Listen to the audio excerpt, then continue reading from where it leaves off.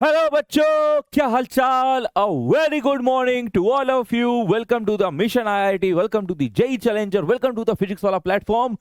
तो बेटा, एक बार फिर से एक नए जोश और एक नए उत्साह के साथ हम लेकर आ रहे हैं, यानी कि मैं सागर वर्जातिया लेकर आ रहा हूं फिजिकल केमिस्ट्री का एक और प्यारा सा टॉपिक, कमाल की काइनेटिक्स, केमिकल काइनेटिक्स।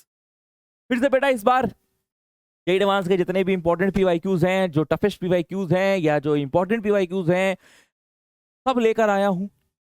सारा अच्छे से समझाया जाएगा, थ्योरी के आसपास की चीजें समझाई जाएंगी, करवाई जाएंगी, कैलकुलेशंस करवाया जाएगा। तो क्या आप पेन और कॉपी लेकर तैयार हैं?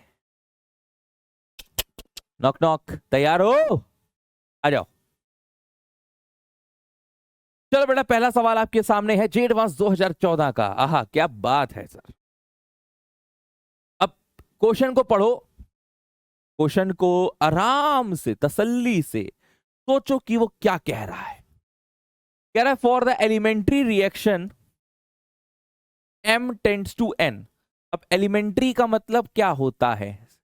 एलिमेंट्री रिएक्शन का मतलब होता है single step reaction. The rate of disappearance of m। देखो बेटा, अगर ये रिएक्टेंट है तो रिएक्टेंट के रिस्पेक्ट पे जब भी हम रेट ऑफ रिएक्शन लिखते हैं तो वो रेट ऑफ डिसअपियरेंस कहलाया जाता है। तो rate of disappearance of M increasing by a factor of 8 upon doubling the concentration of M। तो पहले हम ऐसा करते हैं कि ये जो रिएक्शन लिखा है इसके हिसाब से अगर मैं रेट लिखता हूं तो वो रेट आता है, rate is equal to K M to the power. To the power क्या लिखेंगे हम सर? टू दी पावर हमें अल्फा लिखना पड़ेगा। क्यों? क्योंकि यार पता ही नहीं है ना, ऑर्डर ही तो निकालना है। The order of the reaction with respect to M, with respect to M, तो अल्फा लेना पड़ेगा। ये हमारा एक नॉर्मल रेट लॉ निकल कर आ रहा है। इस रेट की जगह स्मॉल आर भी लिख सकते हैं।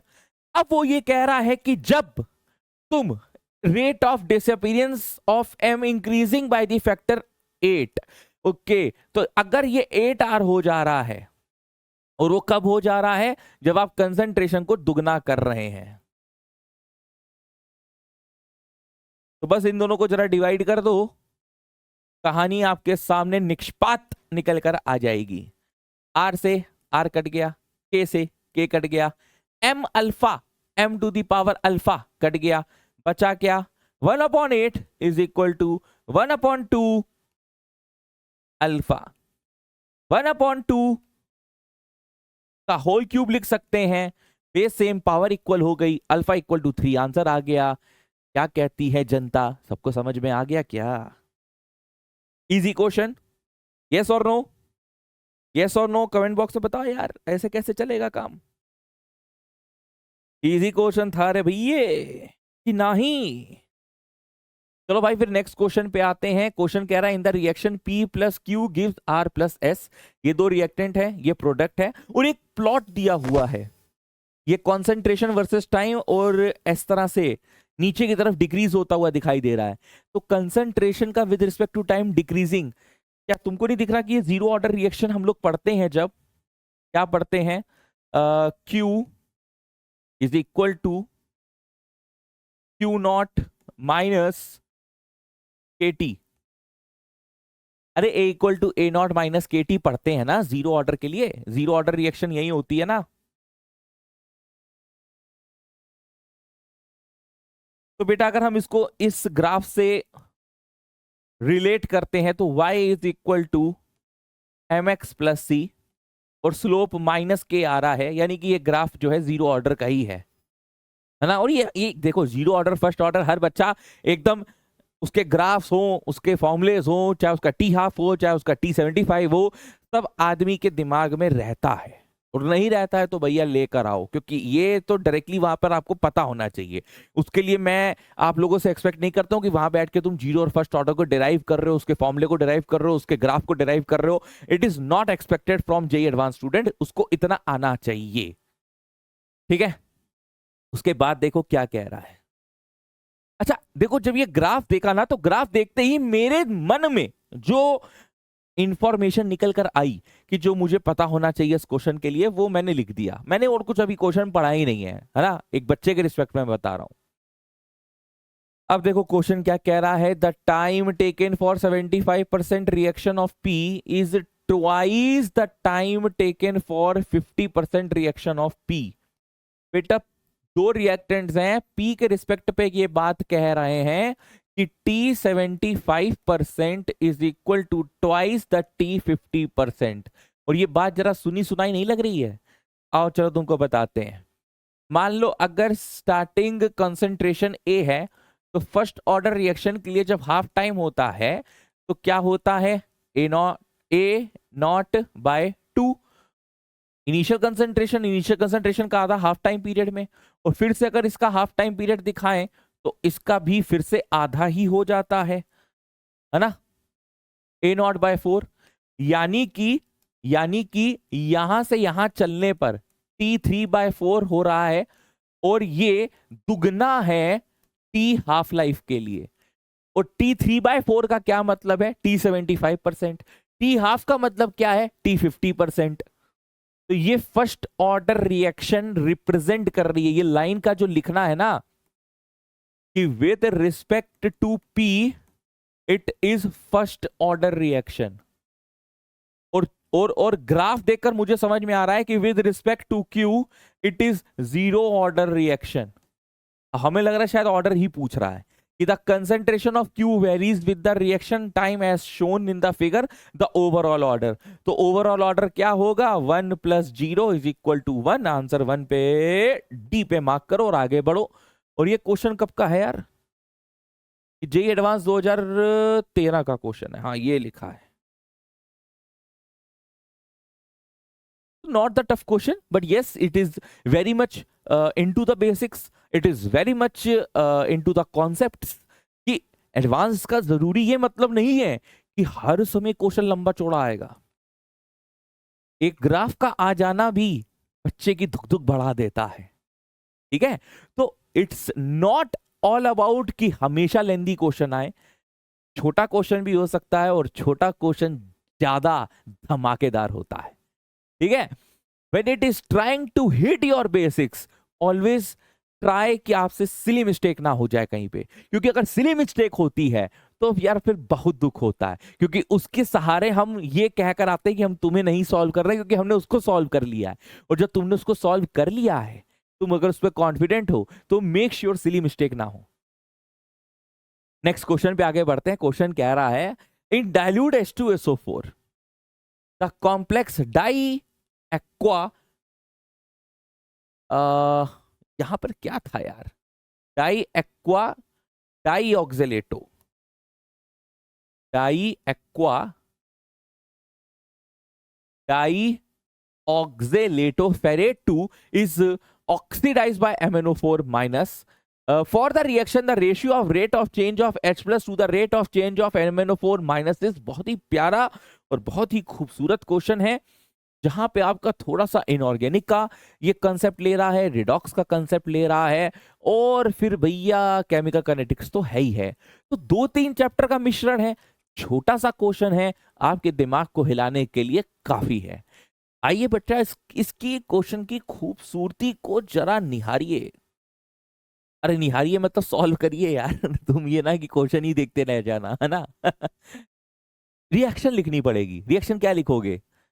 हमको सर इतना समझ में आ रहा है कि एक एसिडिक मीडियम है, क्योंकि H2SO4 ले लिया है।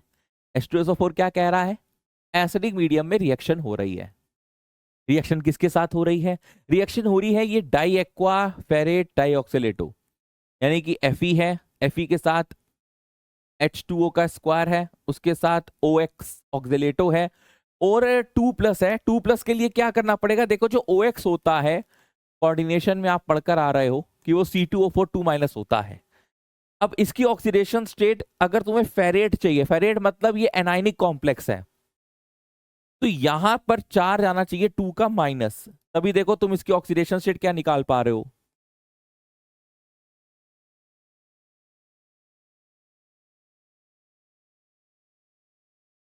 तभी देखो +2 आएगी। जब यहाँ -2 का चार्ज लोगे। ठीक है, हालांकि कोऑर्डिनेशन में आपने ये सब चीजें पढ़ी हैं। आगे बढ़ते हैं।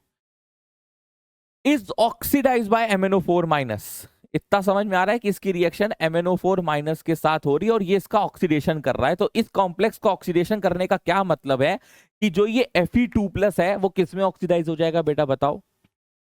फेरस किस में होता है? फेरिक में। यस, Fe3+ में हो जाएगा। Very good. Fe3+ को करने के लिए तुम क्या कर सकते हो भाई? इन दोनों को तो चेंज नहीं कर सकते हैं। यहां पे ये Fe के लिए परफेक्ट है कि H2O यहां पर 2 है ना? H2O यहां पर 2 है और एक बाइडेंटेड लिगेंड है ऑक्सीलेटो, वो भी 2 है, यानी कि कोऑर्डिनेशन नंबर 6 है। ये बरकरार रखना है। इस 2- की जगह यहां पर तुम ज्यादा ये कर सकते हो कि यहां माइनस ले लो। तो यहां पर इसकी ऑक्सीडेशन स्टेट निकालो। x - 4 is equal to -1, x equal to +3, यानी कि MnO4 माइनस के साथ जब ये कॉम्प्लेक्स रिएक्ट करता है तो ऑक्सीडेशन सेंट्रल मेटल एटम यानी कि Fe का होगा, Fe2+ से Fe3+ में कन्वर्ट हो जाएगा। जैसा क्वेश्चन कह रहा था मैंने कुछ वैसा ही किया, उसके अलावा और कुछ नहीं किया। हालांकि क्वेश्चन में इसका प्रोडक्ट नहीं लिखा है, ये प्रोडक्ट आपको सोचना है। या Fe2+ से Fe3+ में जा रहा है, ये चीज आपको दिमाग में लगानी है, तभी ना तो एडवांस में आया है। For the reaction the ratio of the rate of change of H+। अब देखो उस रिएक्शन को बैलेंस करो।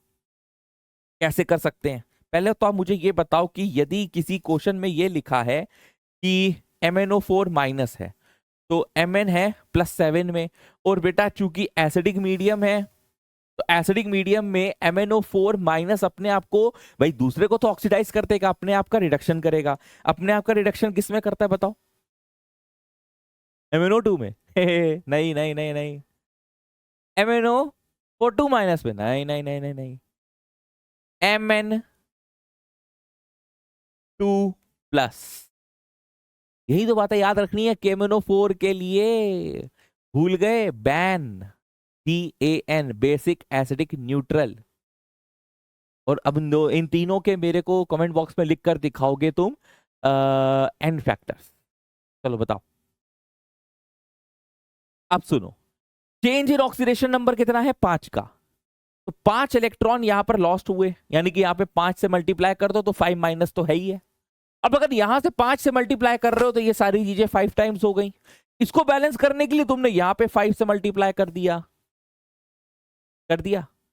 अब चार्जेस देख लो टोटल क्या है। 5 2 जा 10 का माइनस और ये 11 का माइनस। ठीक है, यहां पे 11 का माइनस है। Okay okay okay. इधर देखो क्या है, इधर है 5 का माइनस और 2 का प्लस, यानी कि यहाँ पे 3 का माइनस है। बैलेंस करने के लिए यहां पर कुछ 8 का प्लस आना चाहिए। क्योंकि एसिडिक मीडियम में है तो हम 8H+ को बुला सकते हैं। 8H+ कहां से आएंगे? H2SO4 है ना, तो 8H+ आ जाएंगे, एसिडिक मीडियम में है। अब यहां पर भी चार्ज हो गया 3 का माइनस और यहां पर भी हो गया 3 का माइनस। और अगर तुम्हें बहुत ज्यादा है कि सर ये रिएक्शन बैलेंस्ड ऑक्सीजन और हाइड्रोजन के टर्म्स में नहीं दिख रही है, तो बेटा मैं आपको बता दूं कि आप कर सकते हो। यहां पे 8H लिए हैं और यहां पे 4 O हैं, जबकि यहां पे इसकी कमी है। तो यहां पर क्या ऐड कर दें बेटा? कितने वाटर मॉलिक्यूल ऐड कर दें? 4H2O। अब तुम चाहे हाइड्रोजन ले लो, चाहे ऑक्सीजन ले लो, चाहे चार्ज ले लो, चाहे कुछ भी ले लो, ये रिएक्शन अब बैलेंस्ड है। और इस बैलेंस रिएक्शन के बाद हमको कहानी को सोचना है। तो यहां पर रिडॉक्स का कॉन्सेप्ट खत्म होता है और फिर हम लोग केमिकल काइनेटिक्स पे आते हैं। क्योंकि जब तक तुम एक बैलेंस रिएक्शन नहीं लिख पाओगे तो तुम जो रेट ऑफ चेंज लेने वाले हो, उसका जो स्टोइकियोमेट्रिक कोफिशिएंट लेने वाले हो, वो तुम गड़बड़ कर दोगे।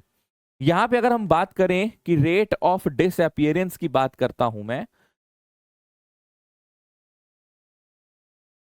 तो बेटा इट इज 1/8। 1/8। अरे भाई, अरे भाई, कॉन्सेंट्रेशन ऑफ H+/dt। ये ठीक है। और किससे रिलेट करना है? MnO4 माइनस में। MnO4 माइनस का क्या है? 1 ही है, और तो कुछ है ही नहीं। तो इन दोनों के रेट को अगर हम वो करते हैं, रेशियो लेते हैं, rate of H+ rate of MnO4 minus का कंसेंट्रेशन अगर दें तो ये नीचे, ये ऊपर चला जाएगा, तो 8/1 आ जाएगा, यानी कि 8 टाइम्स है। तो this is the correct answer. बोलो, समझ में आई बात? हाँ या ना बोलो बेटा, फटाक से बोलो बेटा। इजी लग रहा है? मतलब अभी तक जैसे तुम लोगों ने एटॉमिक स्ट्रक्चर, थर्मोडायनेमिक्स और कौन सा हो गया है, इलेक्ट्रोकेमिस्ट्री, मेरे हिसाब से शायद तुम्हें दिख रहा होगा कि थर्मोडायनेमिक्स थोड़ा टफर साइड में है ना? इलेक्ट्रोकेमिस्ट्री इजी लग रही होगी। केमाल की काइनेटिक्स तो अभी तक तो बहुत इजी चल रही है सर। मतलब क्वेश्चन देखकर मजा आ रहा है कि आहा, क्या सुकून है सर, है ना? आगे बढ़ते हैं फिर। लो, सुकून को झेलो थोड़ा और। जे एडवांस 2019 का ये सवाल है, और इस सवाल में देखो क्या कह रहा है। Consider the kinetic data given in the following table for the reaction A plus B gives C plus D. अरे यार ये जो, अरे अरे अरे अरे अरे, जो ये टेबल वाले क्वेश्चन होते हैं मेरे भाई, हैं, ए मेरे भाई, ए मेरे भाई, ए मेरे भाई, जो ये टेबल वाले क्वेश्चन होते हैं ना चचा, जो ये टेबल वाले क्वेश्चन होते हैं, ये बहुत ही आसान होते हैं। पूछो काहे? क्योंकि हम टेबल देखकर समझ जाते हैं ये हमसे या तो रेट लॉ लिखवाने वाला है, या ये हमसे ऑर्डर पूछने वाला है। और दोनों के लिए हम मेंटली तैयार हैं। क्यों तैयार हैं? क्योंकि इस तरह के सवाल आपकी एनसीईआरटी बुक्स में बहुत सारे होते हैं। आप आराम से, आप ये 12th बोर्ड्स में अगर देकर आ रहे हैं, ओ बट ऑब्वियस की बात है, दे ही है, तो आपने इस तरह के सवाल किए हुए हैं, है ना, किए हुए हैं ना? तो आंखें बंद करके एक बार वीडियो पॉज करिए, इस क्वेश्चन को सॉल्व करिए। The rate of the reaction for molar concentration of a इतना, बी का कंसेंट्रेशन इतना, एंड सी का कंसेंट्रेशन इतना, is found to be this, the value of, आ हा। क्वेश्चन को थोड़ा सा इस तरह से तरोड़ा मरोड़ा है कि वो डायरेक्टली नहीं कह रहा है कि रेट लॉ लिखो, वो डायरेक्टली नहीं कह रहा है कि तुम इसका ऑर्डर निकालो। उसने इनडायरेक्टली क्या कहा है कि अगर मान लो concentration of A B C ये होता, तो रेट ऑफ रिएक्शन क्या होती? तो रेट ऑफ रिएक्शन उसने कहा है कि रेट जो फाउंड कर रहे हैं वो y इंटू 10⁻⁵ मोल पर डेसीमीटर क्यूब है। अच्छा, यूनिट्स का कहीं कोई खेल नहीं है, ये भी मोल पर डेसीमीटर क्यूब है, ये सब भी मोल पर डेसीमीटर क्यूब है, ये पूरा टेबल ही मोल पर डेसीमीटर क्यूब है। तो एक तरीके से एक चीज की राहत है कि कहीं कुछ हमें यूनिट के साथ खिलवाड़ नहीं करना है, ना सोचना है। तो चुपचाप पहले आप क्या करिए कि आप डायरेक्टली यहां पे रेट नहीं लिख सकते हैं रेट ऑफ रिएक्शन का। क्यों? क्योंकि आप with respect to each molar concentration आपको उसका ऑर्डर नहीं पता है। चूंकि विद ईच रिस्पेक्ट तो आपको उसका ऑर्डर नहीं पता है, तो पहले आपको ऑर्डर निकालना पड़ेगा, और ऑर्डर निकालने के लिए आपको इस टेबल का सहारा लेना पड़ेगा। आइए सहारा लेकर काम करते हैं। पहले हम लेते हैं इक्वेशन। चलो आओ देखो कौन कौन सी लें। पहली को अगर हम दूसरी से डिवाइड करते हैं तो हम देख पा रहे हैं कि ये दो टर्म्स आपस में कट जाएंगे, और हमको विद रिस्पेक्ट टू बी कुछ ना कुछ मिल जाएगा। और अगर बी रिस्पेक्ट में मिल जाएगा तो कहानी थोड़ी आसान हो जाएगी। तो हम लेट करते हैं, हमारे पास जो रेट लॉ है वो है rate is equal to rate constant A to the power alpha, B to the power beta, C to the power gamma. ये हमको निकालना है। और भाई जी, हमको जो इक्वेशन लेनी है वो इक्वेशन लेनी है 1 और 2। तो rate of 1 upon rate of 2। Rate of 1 कितना है? 6 × 10⁻⁵, और ये भी 6 × 10⁻⁵।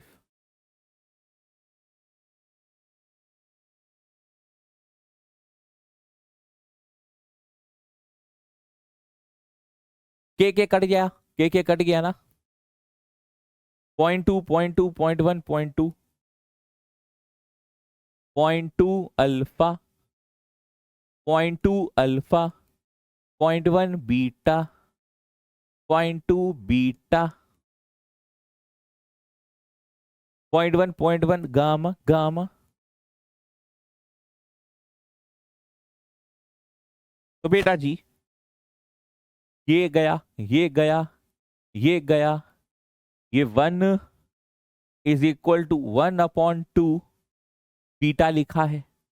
अब आप समझदार हैं, मैथमेटिक्स स्टूडेंट्स हैं आप, अगर आपको बेस को इक्वेट करना है तो पावर इक्वेट हो जाएंगी, बेस सेम होना चाहिए। बेस सेम करने के लिए हम इसको 1/2 टू दी पावर 0 कर सकते हैं, क्योंकि anything to the power 0 is equal to 1। यहां से हमें समझ में आ गया कि बीटा की वैल्यू 0 है। इतना समझ में आया क्या बच्चा? हाँ या ना बोलो, इतनी समझ में आती है बात? बोलना बच्चे, अगल के कच्चे, आगे बढ़े क्या? नेक्स्ट देखो भाई, क्या ले सकते हो? क्या 2 3 लिया जाए? 2 3 लेने पर ये तो कट जाएगा, लेकिन ये दो चीजें बचेंगी। कोशिश ये रहनी चाहिए, कोशिश ये रहनी चाहिए कि दो चीजें कटें। दो चीजें कटिए, कैलकुलेशन आसान होगा और जल्दी आंसर निकलेगा। 2 3 लेने में दिक्कत नहीं है, क्योंकि एक वैल्यू तो हम निकाल ही चुके हैं। लेकिन अगर हम 1 और 3 लें, रिपीट कर सकते हो, ऐसा नहीं है, 1 और 3 लें तो ये कटेगा, और फिर से ये और ये कटेगा, ठीक है, और ये बच जाएगा। सी के रिस्पेक्ट पे आंसर आना चाहिए अब। हाँ सही है भाई। इक्वेशन अब क्या करो, सुनो भाई, इधर देखो, इधर देखो, इधर देखो। अब हम ले रहे हैं बेटा इक्वेशन 1 and 3। तो rate of 1 upon rate of 3। Rate of 1 तो हमें पता है 1.2 इंटू 10⁻⁴, 1.2 इंटू 10⁻⁻⁴। चलिए 1 वाले का तो रेट लिखा ही है, 0.2 अल्फा, 0.1 बीटा, 0.1 गामा। थर्ड वाले का 0.2 0.1 0.2 0.2 0.1 0.2।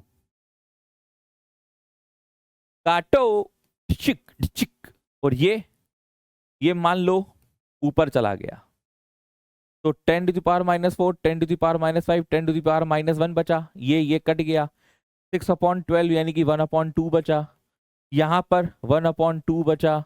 ओ भाई क्या ही हो रहा है, कितना ही आसान खेला है। तो यहाँ पे गामा की जो वैल्यू है वो 1 आ गई है। अब अल्फा की वैल्यू कैसे पता करें? इसी में करते हैं, थोड़ी खिचड़ी पका दें। इक्वेशन 1 और 4 ले लो, देखो 0.2 0.3 बचेगा, ये इससे कटेगा, ये इससे कटेगा, आसान हो जाएगी थोड़ी कैलकुलेशन, है ना? थोड़ी थोड़ी कैलकुलेशन आसान हो जाएगी। तो equation 1 and 4, rate 1 upon rate 4। फटाफट इनकी वैल्यूज देख दो, 6/9, बाकी 10⁻⁻5 है। ये चीजें दिमाग में भी सॉल्व हो जाती हैं। अगर मैं सच बताऊं, तुम कैलकुलेशन के मास्टर हो, तो मतलब ये दिमाग में भी हो जाता है कि अगर 1/2 करेंगे, ये कट रहा है, ये कट रहा है, ये कट रहा है, आंसर 1/2 आ रहा है, तो सर इसके रिस्पेक्ट पे अल्फा आ रहा है। इतना करने की आवश्यकता नहीं है ना? दिमाग में माइंड कैलकुलेशन आराम से हो जाती है, इतना शो करने की जरूरत नहीं है, ठीक है? वो मैं इसलिए कर रहा हूं, और तुम भी कर सकते हो, कि देखो एडवांस में कुछ ऐसा नहीं है कि टाइम की पाबंदी है। लिमिटेड नंबर ऑफ क्वेश्चंस तुम्हें करने हैं, जिन्हें करो अच्छा करो, दुरुस्त करो।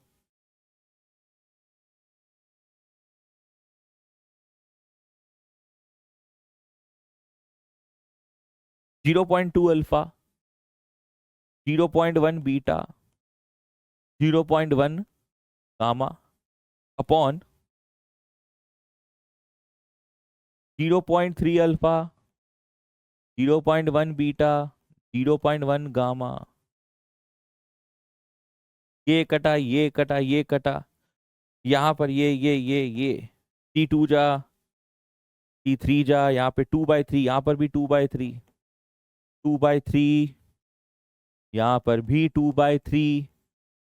तो समझ में आ गया कि अल्फा की वैल्यू 1 है। तो अल्फा के रिस्पेक्ट पे 1 है, बीटा के रिस्पेक्ट पे 0 है, गामा के रिस्पेक्ट पे 1 है। अगर कोई तुमसे ओवरऑल ऑर्डर पूछे तो ओवरऑल ऑर्डर 2 आ रहा है। अब तुमसे लेकिन जो पूछ रहा है वो कुछ अलग ही चीज पूछ रहा है, ठीक है। और वो अलग चीज क्या है,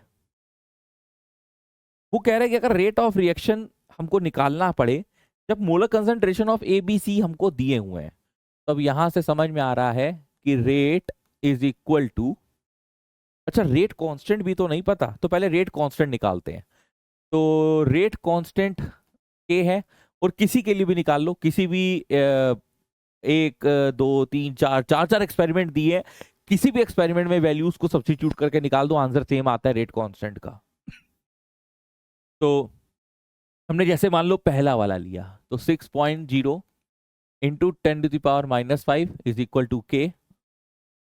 यहां पर हम इसका molar concentration 0.2 to the power 1, 0.1 to the power 0, 0.1 to the power 1। तो k इज इक्वल टू आ गया 6 इंटू 10⁻⁻5 अपॉन 0.2 अपॉन 0.1। तो बेटा जी ये आ गया 3 मल्टीप्लाई बाय 10⁻⁻7। बोलिए कोई दिक्कत है? अरे नहीं बच्चों, थोड़ी सी गलती हो गई, ये 10⁻⁻3 आएगा, ठीक है। यहां तक क्लियर हो गई बातें? कोई दिक्कत, कोई गड़बड़, कोई परेशानी आए तो बताना। अब देखो इस रेट कांस्टेंट की वैल्यू से हम यहां का रेट ऑफ रिएक्शन निकाल लेंगे as per given in the question. तो rate is equal to k 3 into 10⁻⁻3। ए का कंसंट्रेशन हमें दिया है 0.15 टू दी पावर 1, क्योंकि अल्फा की वैल्यू 1 आई थी। ये 0.25 टू दी पावर 0, और ये रहा फिर से 15 टू दी पावर 1। बेटा जी अब ये वैल्यू तो हटाई दो, 1 है। और इसको अगर हम सॉल्व करते हैं, मेरे पास है 3 इंटू 15 इंटू 15 इंटू 2 और 2, ये हो जाएगा 10⁻⁻7। 15 15 15 15 225 675, ये आ जाएगा 675 इंटू 10⁻⁻7। और हमको y इंटू 10⁻5 चाहिए, तो हम इसको लिख सकते हैं 6.75 इंटू 10⁻⁻5। तो बेटा ये है आपके सामने ताजा ताजा गर्मा गर्म आंसर, उठाकर एंजॉय करिए। यहां तक अगर चीजें क्लियर हैं तो हम लोग आगे बढ़ते हैं नेक्स्ट क्वेश्चन के प्रति। चलो नेक्स्ट क्वेश्चन क्या है जरा देखो। नेक्स्ट क्वेश्चन है कि क्या खिचड़ी मारी है भाई इन्होंने। ये एक साइन है और नीचे हीट है, इसको आप इग्नोर करिए। The decomposition reaction 2N2O5 gas gives 2N2O4 plus O2 is started in a closed cylinder under isothermal and isochoric condition at initial pressure of 1 atm. After y into 10⁻³ seconds, the pressure inside the cylinder is found to be 1.45 atm। यानी कि कुछ समय बाद 1.45 atm, पहले 1 atmospheric pressure से start हुआ, फिर 1.45 atmospheric pressure तक आ गया है। If the rate constant of the reaction is this, यानी कि रेट कांस्टेंट के दे दिया गया है, और रेट कांस्टेंट के यूनिट से हमें यह पता चल रहा है कि ये फर्स्ट ऑर्डर रिएक्शन है। क्या बात है। Assuming the added gas, the value of rate constant है, the value of k, अबे रेट कांस्टेंट तो दे दिया है, अब काहे का k पूछ रहा है। तो वैल्यू ऑफ y होगा यार ये, है ना। The value of y is वही का यार, k तो रेट कांस्टेंट दिया है, k पूछ रहा है, तो सीधा आंसर यहीं पटक दो। चलो आओ शुरू करें। सीधी सीधी बात समझ में आई कि टाइम निकालना है। अब आप यहां पर एक चीज बड़े अच्छे से समझ लो कि सबसे पहले आपको ना रिएक्शन लिखनी है, और यदि प्रेशर वाला फॉर्मूला फर्स्ट ऑर्डर के लिए याद हो तो डायरेक्टली कर लो, वरना यहाँ पर डेराइव करना ही उचित रहता है। कैसा कि अगर T इनिशियली आपका ये 1 एटमॉस्फेयर दिया हुआ है तो ये 0 0 है। कुछ समय के बाद अगर ये 2p है, ये भी 2p है, तो ये p हो जाएगा। स्टोइकियोमेट्रिक कोफिशिएंट से जस्ट मल्टीप्लाई किया है। और बेटा जो फाइनल टाइम है जो कि आपको 1 y इंटू 10⁻³ सेकेंड्स है, उसमें ये 1 माइनस 2p है, ये 2p है और ये p है। तो बेटा टोटल प्रेशर अगर मैं यहां से निकालता हूं टोटल प्रेशर, तो वो होता है 1 minus 2p plus 2p plus p। यहां से चीजें हम लोगों को थोड़ी सी साफ साफ दिखाई दे रही हैं कि आंसर हमारा 1 प्लस p आ रहा है। इसका क्या उखाड़े भैया हम? देखो टोटल प्रेशर 1.45 दिया है,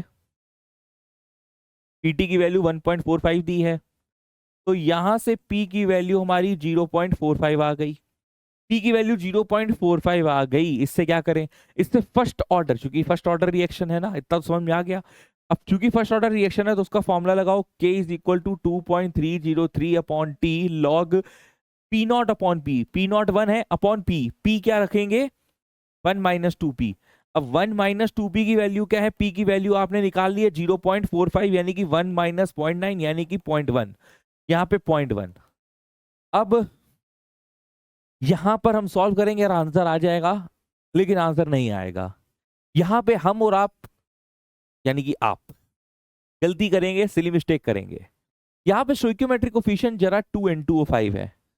अगर आप याद रखो कि ये फॉर्मूला हम कब यूज करते हैं, ये वाला, जब हमें अगर A टेंड्स टू प्रोडक्ट दिया होता है ना, तो rate is equal to minus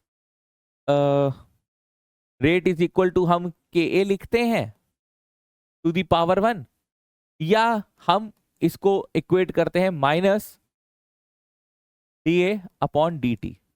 लेकिन अगर चूंकि 2a है तो हम यहां पे 1/2 कर देंगे।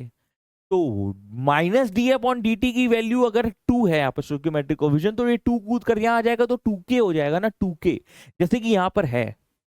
तो यहां पे 2k लिखना है, ये गलती हम लोग करते हैं। चूंकि 2k है तो सॉल्व करो। 2 इंटू के की वैल्यू क्या है? 5 इंटू 10⁻⁻4। टी की वैल्यू क्या है? y into 10⁻³ is equal to 2.303 log, ये कूद कर ऊपर गया तो log 10, log 10 तुम्हारा 1 होता है। इसको हटाओ बेटा, को हटा दो। अब 2 5 जा 10 होता है, तो इधर बच रहा है 10 into 10⁻⁻7 into y is equal to 2.303। ऐसा है क्या? 10⁻⁻4 है, ये 10⁻3 है यार। देख रहा है विनोद, इस तरह से छोटा छोटा गलतियां किए जा रहा है, तो ये तो फिर मामला ही कैंसिल हो गया ना बेटा।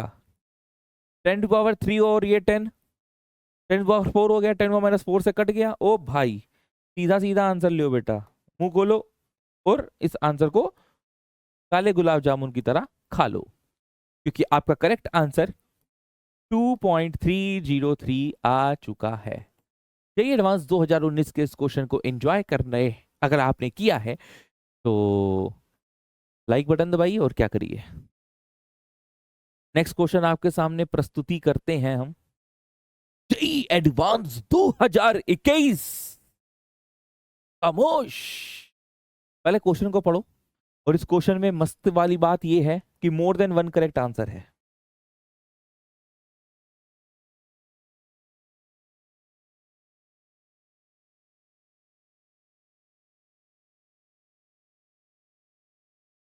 क्योंकि मोर देन 1 करेक्ट आंसर है, इस क्वेश्चन को आराम से पढ़िए। For the following reaction 2x plus y gives p, rate constant k है, the rate of the reaction is dp by dt is equal to kx, the mole of x are mixed with 1 mole of y to make 1 litre of solution, mole of x are mixed with 1 mole of y, okay, at 50 seconds 0.5 mole of y is left in the reaction mixture. तो जैसे ये कह रहा है कि ये 2x plus y gives product है, initially कह रहा है the moles of x are mixed with 1 mole of y. अच्छा, एक्स के नहीं दिए हैं, सीधा ये 1 मोल ऑफ वाई कह रहा है। सुन लेते हैं। प्रोडक्ट इस समय 0 ही होगा, कह रहा है कुछ समय के बाद, यानी कि 50 सेकेंड्स पे, t इक्वल टू 50 सेकेंड्स। ये कह रहा है कि 0.5 mole of y is left in the reaction mixture. ठीक है, 0.5 mole of y is left in the reaction mixture, the correct statement is. तो भाई एक बात सुनो, ये फाइनल टेम्परेचर है, तो हमें और तुम्हें इस बात की इंफॉर्मेशन होगी कि कुछ समय के बाद, यानी कि इनिशियल और फाइनल के बीच का जो समय है, वो ये बता रहा है कि अगर यदि ये 0.5 है तो ये भी 0.5 रहा होगा, और अगर ये 0.5 है तो आपको नहीं लगता कि ये 2x यानी कि ये 1 रहा होगा, और अगर ये 1 रहा होगा तो आपको नहीं लगता कि ये 2 रहा होगा, और फिर इन फाइनली 2 - 1 इज इक्वल टू 1 रहा होगा। तो बड़ी खूबसूरत बात है। आपने इस वैल्यू से ये निकाल ली, ये निकाल ली, ये निकाल ली, भाई ये 2 टाइम्स x था ना, तो 2 टाइम्स 0.5 करेंगे तो 1 हो जाएगा। और फिर हम जानते हैं कि यदि ये 1 है, ये तुम्हारा क्या है, ये 1 है, तो इससे ज्यादा ही हम लोगों ने इनिशियल मोल्स कंसीडर करे होंगे, तो ये सीधा सीधा आ गया हमारा 2। अब इस क्वेश्चन को आगे कैसे सॉल्व किया जाए ये आप बताइए, क्योंकि correct statements about the reaction is या आर, आपको ये पूरा मतलब 4 वैल्यूज लिखी हैं। इस पर एक बार वीडियो पॉज करके खुद सोचो कि तुम क्या कर सकते हो, क्या क्या आंसर तुम सोच सकते हो इसको लेकर। तो क्या हुआ बच्चों, दिल में कुछ आवाज सी आ रही है क्या? और एक चीज जरा मैं थोड़ा सा करेक्ट कर दूं, ये दा नहीं है, ये 2 है। हम भी वहीं गए यार, कोइंसिडेंस ये है कि हमारा आंसर भी 2 ही है। तो ये तो अच्छी बात है, हमको 2 मोल्स ऑफ एक्स और 1 मोल ऑफ वाई दिया था, फिर 1 मोल इसका और 0.5 मोल इसका रिएक्ट करके कुछ प्रोडक्ट बना रहे हैं, और finally T equal to 50 seconds में 2 - 1 1 और 1 - 0.5 मिल रहा है। ये चीज हमें समझ में आती है, और यहां से अब हम लोग आगे चीजें फाइंड आउट करना चालू करते हैं। अगर मैं रेट लॉ की बात करूं तो रेट इज इक्वल टू, देखो बेटा एक बात सुनना, 0 से 50 सेकेंड, 0 से 50 सेकेंड पे अगर आ रहा है, और बिल्कुल इसका जो कंसंट्रेशन है आधा हो रहा है, 2 से 1, तो 2 से 1 आने पर हमको ये इंफॉर्मेशन इस बात पे बता रही है कि तुम first order reaction follow up कर रहे हो, क्योंकि एकदम कंसंट्रेशन आधा हाफ लाइफ पीरियड पे सिर्फ फर्स्ट ऑर्डर रिएक्शन के लिए ही होता है। तो rate is equal to k x to the power 1 मैं लिख सकता हूं, अगर मैं सिर्फ एक्स के नजरिए पे लिखूं तो। साथ में हमको ये भी दिया गया है कि dp by d t is equal to k x, हमको ये क्वेश्चन में दिया है dp by dt is equal to k x. पता नहीं इसका कैसे यूज करेंगे, लेकिन देखते हैं, चलो आगे बढ़ते हैं। आगे जब बढ़े तो हमको ये समझ में आया कि अगर रेट ऑफ डिसअपीयरेंस के टर्म्स में लिखेंगे, रेट लॉ को डिसअपीयरेंस और अपीयरेंस के टर्म्स में लिखेंगे, तो -1/2 dx बाई dt लिखेंगे। ठीक है, और क्योंकि रेट के एक्स के बराबर है और के x D P by d T के बराबर है, तो ये टर्म्स सारे एक दूसरे के इक्वल हो गए। अब इक्वल हो गए तो हमें ये समझ में आ गया कि हमको अगर निकालना है रेट कांस्टेंट के की वैल्यू, देखो पहला ऑप्शन कह रहा है रेट कांस्टेंट के निकालो, तो वो कैसे कर सकते हैं? तो हम लोग इन दो टर्म्स को इक्वेट करें, -1/2 dx by d t is equal to k x to the power 1। दोनों तरफ इंटीग्रेशन कर देते हैं, dx बाय एक्स इंटीग्रेशन करना आसान रहेगा, और इस तरफ चला जाएगा 2 dt। ये x नॉट से x की तरफ करें तो 1/x का जो इंटीग्रेशन होता है वो होता है ln x, तो ln माइनस साइन बाहर है तो x - x नॉट होगा, तो फिर बाद में हम x नॉट - x में ही आ जाएंगे, है ना? मानते हो कि नहीं, मानते हो कि नहीं, मानते हो कि नहीं? तो हम इसको लिख सकते हैं ln x not upon x, और यहाँ पर आ जाएगा 2t। और अब हाफ लाइफ पीरियड के लिए अगर हम एक बात करते हैं, half life period, half life period के लिए जो टाइम होता है वो टी हाफ हो जाता है। और जो कंसंट्रेशन होता है, जो कंसंट्रेशन होता है वो इनिशियल का आधा हो चुका होता है, खत्म। ठीक है, ये दोनों वैल्यूज को अगर यहां मैं सब्स्टिट्यूट करता हूं तो ln x not into two upon x not is equal to 2t half. ln 2 की वैल्यू हमको क्वेश्चन में दी हुई है 0.693, तो 0.693 upon 2 is equal to t half. यहां से हमारे को टी हाफ आ रहा है कितना, एक बार भाई मैं चेक कर लूं, 0.693 अपॉन 2t हाफ। लोचा हो रिया है। अरे भाई के तो हटा ही दिया हमने यहां से, यहाँ पे के लिखो, के लिखो, ट्यों ट्यों ट्यों ट्यों ट्यों ट्यों ट्यों ट्यों ट्यों ट्यों, के लिखो। ठीक है, तो के की वैल्यू यहाँ से आ जाएगी टी हाफ। तो हमें पता है टी हाफ क्या है कि देखो अगर तुम्हारा at 50 second 0.5 mole of y, हाँ तो हमारा यहाँ से सीधा सीधा अगर ये फर्स्ट ऑर्डर रिएक्शन है तो ये जब कंसंट्रेशन आधा हो रहा है तो ये हमारा टी हाफ ही तो हुआ, और क्या हुआ। तो टी हाफ की वैल्यू हमें पता है 0.693 अपॉन 2 इंटू 50। अब इसे जरा सॉल्व करो फटाक से, देखो क्या आंसर आ रहा है। कैलकुलेशन कोई इतनी खास वो नहीं है, मतलब अपॉन 100 ही है, तो उसको हम इस तरह से लिख सकते हैं 6.93 इंटू 10⁻³ ये एक हमारा आंसर नहीं है, हमको तो बहुत सारी चीजें निकालनी है। अब देखो के यहाँ पर 13.86 इंटू 10⁻⁻4 पर सेकेंड है। First order rate, first order reaction तुम यहां से भी पकड़ सकते हो कि रेट कांस्टेंट पर सेकंड में दिया है। हालांकि चलो यहाँ पे तो ये चीज गलत है क्योंकि आंसर 6.93 है, तो ये इसको मारो क्रॉस। नेक्स्ट देखो, half life of x is 50 second, ये बात बिल्कुल सच है। At 50 second dx by dt is equal to this. अब आपको dx बाई dt निकालना है 50 सेकंड्स के लिए, यानी कि the rate of the reaction you have to find out. तो ठीक है भाई, इसमें कोई दिक्कत की बात तो नहीं है, क्योंकि dx by dt is equal to, यहां से आएगा 2kx, है ना। k की वैल्यू हम ऑलरेडी निकाल चुके हैं, 6.93 into 10⁻³ molar concentration of x क्या लेंगे, 13.86 है।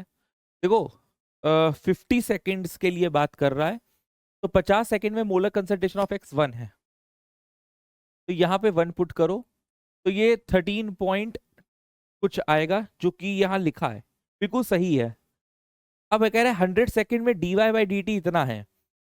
अच्छा देखो भाई, अगर हम रेट की बात करें तो हमें इतना समझ में आ रहा था कि -1/2 dx by d t is equal to k x, which is equal to y के टर्म्स में minus dv by d t. ठीक है,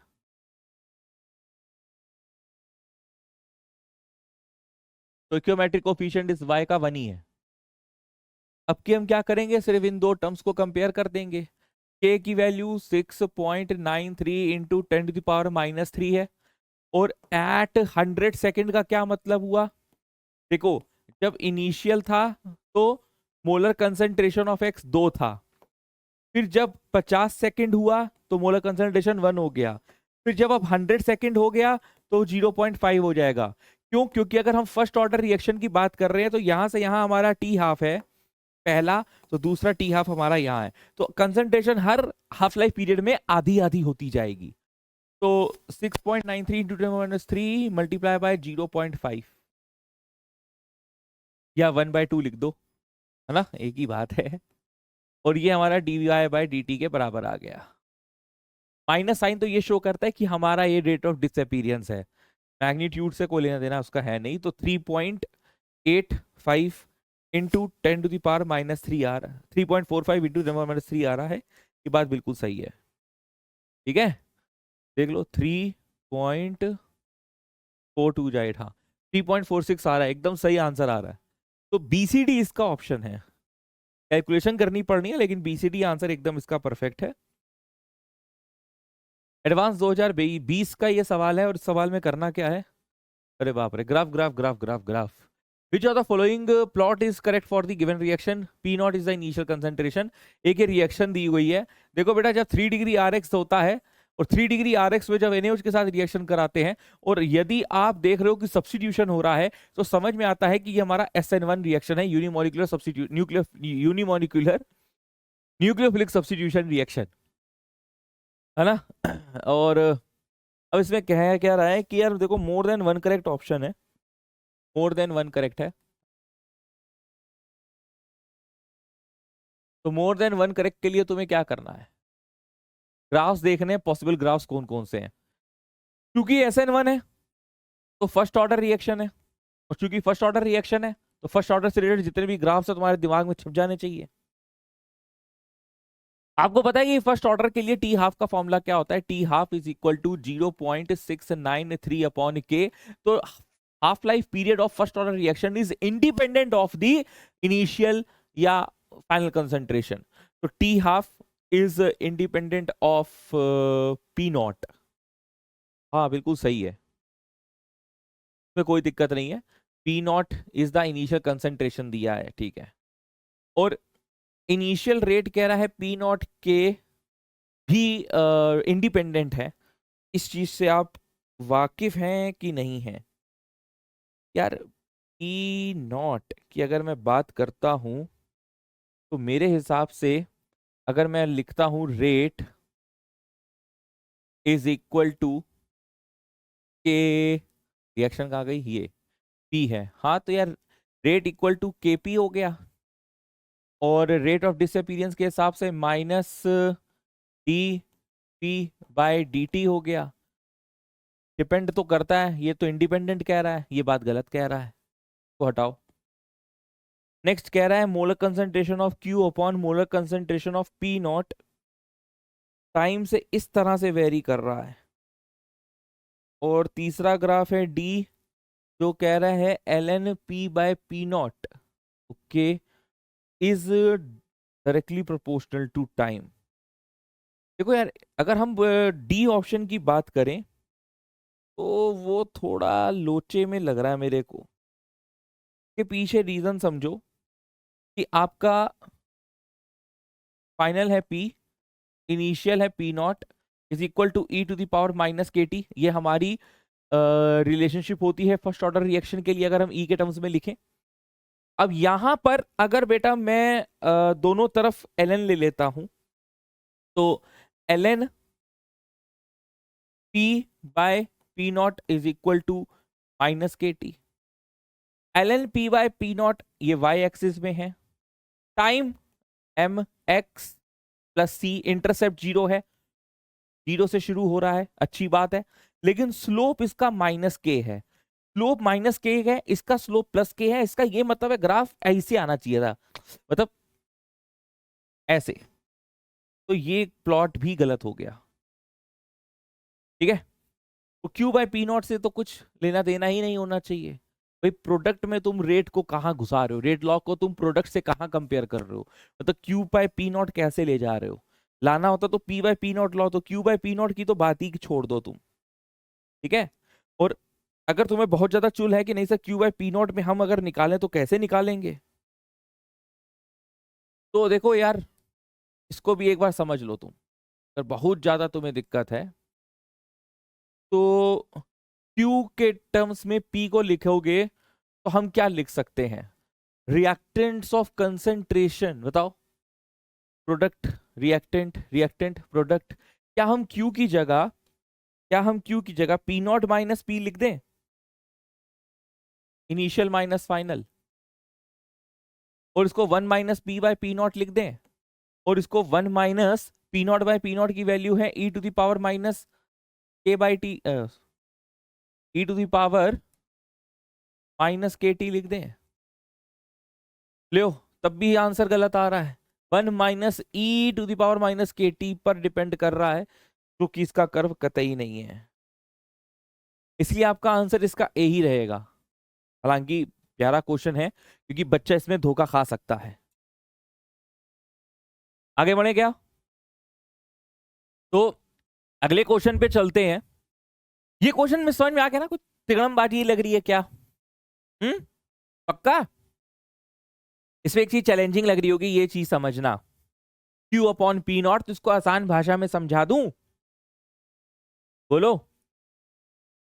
आसान भाषा में ऐसे समझ सकते हो कि देखो यार, क्यू हमारा प्रोडक्ट है, तो जैसे जैसे रिएक्शन आगे की तरफ प्रोसीड होगी, रिएक्टेंट खत्म होगा और प्रोडक्ट बढ़ेगा।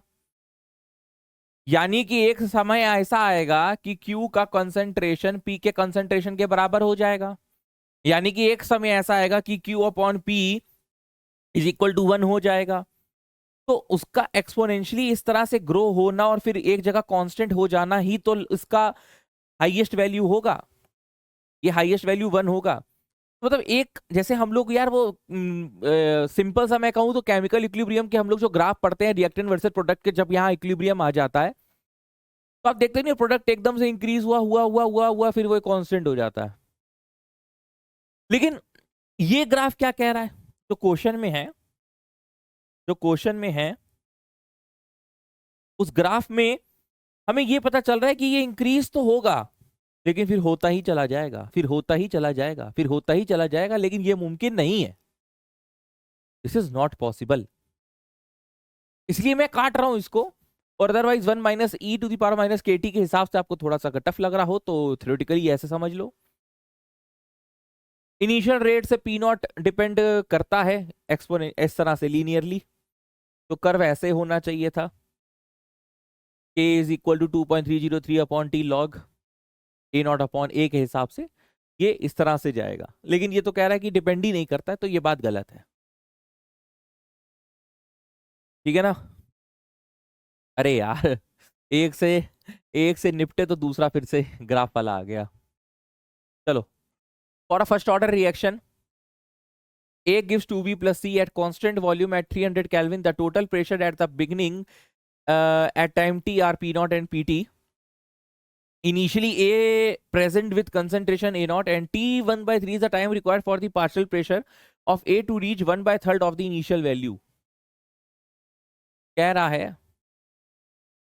कि T 1/3 जो है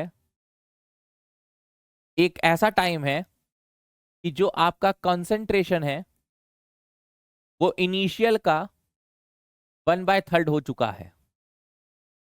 अगर मैं ये क्वेश्चन की मानकर चलूं कि ये फर्स्ट ऑर्डर रिएक्शन है, मानना ही पड़ेगा। A gives 2B plus C, है ना? A gives 2B plus C। इसके हिसाब से चलें तो T इक्वल टू 0 पे वो कह रहा है कि जो आप प्रेशर लीजिए वो P नॉट लीजिए। तो इसके हिसाब से लेकर चलते हैं भाई, P नॉट 0 0। कुछ समय बाद ये P है तो ये 2P है, ये P है, ये P नॉट माइनस P है, ये 2P है और ये P है। और टोटल प्रेशर हमारा आ जाएगा P not minus P plus 2P plus P। तो ये हो जाएगा P नॉट प्लस 2P। यहां से हम अगर P की वैल्यू निकालें और उसको सब्स्टिट्यूट कर दें तो हम एक पर्टिकुलर रिजल्ट पे पहुंच पा रहे होंगे। यहां से PT minus p not upon 2, ये आ गई P की वैल्यू। इस P की वैल्यू को यहां पुट कर दो। P नॉट माइनस P का मतलब हो गया PT minus p not upon 2। तो ये हो गया 2P not minus PT plus P not, बोले तो 3P not minus PT upon 2। अब इसका अचार डालना है क्या? है? इसका अचार नहीं डालेंगे। इसका क्या करेंगे? इसका यूज करेंगे। फर्स्ट ऑर्डर का रेट कांस्टेंट का फॉर्मूला होता है 2.303 upon t log initial P not upon final. Final है P नॉट माइनस P, जिसकी वैल्यू ये निकाल दी है। तो 2 कूद के ऊपर चला जाएगा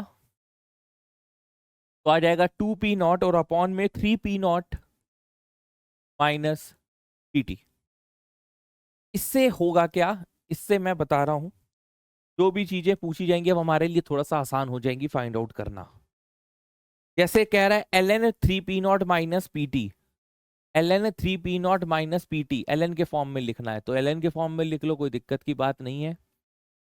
kt is equal to ln 2p0 minus ln 3p0 minus pt। इसको इधर ले आओ, ln 3p0 minus pt is equal to ln 2p0 minus kt।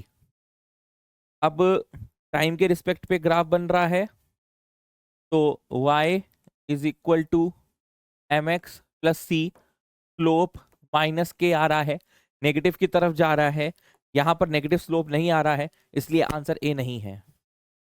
फिर कह रहा है t1/3 और a0 में क्या रिश्तेदारी है। t1/3 देखो k is equal to 2.303 upon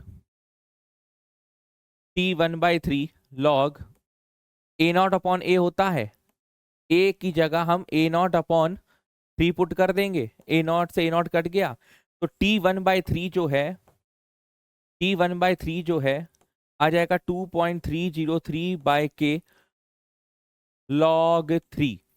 तो t1/3 is not depending upon a0, constant आना चाहिए था तो डी ऑप्शन भी गलत है। p0 minus PT versus time का ग्राफ है, p0 माइनस पीटी ये कहां से दिख जाएगा हमें, p0 minus PT, p0 minus PT ये आपको दिख रहा है क्या, p0 माइनस पीटी कहां से आ रहा है। अच्छा तो ये कंफ्यूज आ रहा है हमको, वो ये सोच रहे हैं कि जब a गिव्स b प्लस सी अगर ये लिखते तो हम p0 माइनस पीटी ही निकालते हैं लास्ट में, या 2p0 माइनस पीटी, बट यहाँ पे तो ये मुमकिन ही नहीं हो पा रहा है क्योंकि यहाँ पे जब हम वैल्यू पुट कर रहे हैं तो 3p0 माइनस पीटी के टर्म्स में आ रहा है, ये चीज लाना तो यहाँ पॉसिबल ही नहीं दिख रहा है, तो इसलिए ये ऑप्शन तो है ही नहीं, ये तो बन ही नहीं सकता दूर दूर तक। ये सारी गलत है क्या, निकालना क्या है करेक्ट ऑप्शन, करेक्ट ऑप्शन। तो रेट कांस्टेंट a0 पे डिपेंड कर रहा है, रेट कांस्टेंट, रेट कांस्टेंट यानी कि k जो है a0 पे डिपेंड कर रहा है, k is equal to 2.303 upon t log a0 upon a। अगर कायदे से देखें तो ये a0 अपॉन a ये जो फॉर्मूला है इसको हम लोग किस तरह से लिख सकते हैं, t1/3 के रिस्पेक्ट पे तो नहीं कह रहा है, rate constant versus a0 add 3 1/3। अरे यार एक बात सुनो, चाहे k हो चाहे t1/3 हो a0/3 आ जाएगा, a0 कट जाएगा, ये भी कहाँ है डिपेंड कर रहा है, ये डिपेंड नहीं कर रहा है तो ये कांस्टेंट वैल्यू है तो ये सही है, तो केवल एक ही आंसर सही है। तो देखो पिछला क्वेश्चन, ये क्वेश्चन एडवांस 2018, एडवांस 2020 और बेटा ये एडवांस 2024, अब में एक ही प्रकार का ये क्वेश्चन आने वाला है।